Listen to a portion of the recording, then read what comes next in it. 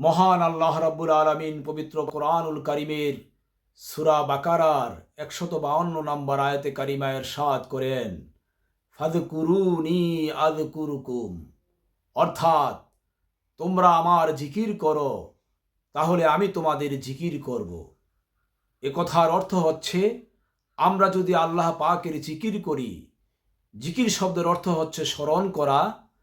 আমরা যদি আল্লাহ পাককে স্মরণ করি, তাহলে মহান আল্লাহ পাক আমাদেরকে স্মরণ করবেন।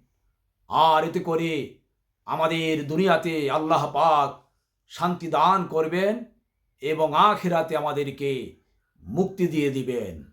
আমরা যেন সদা সর্বদা আল্লাহ রাব্বুল আলামিনকে হাঁটনে বসনে শয়নে জাগরণে তার জিকির করতে চেষ্টা করি, তাকে স্মরণ করে তার জিকির করে তাকে যেন সন্তুষ্ট রাখতে চেষ্টা করি। আল্লাহ রাব্বুল আলামিন আমাদের সবাইকে তৌফিক দান করুন। আমিন।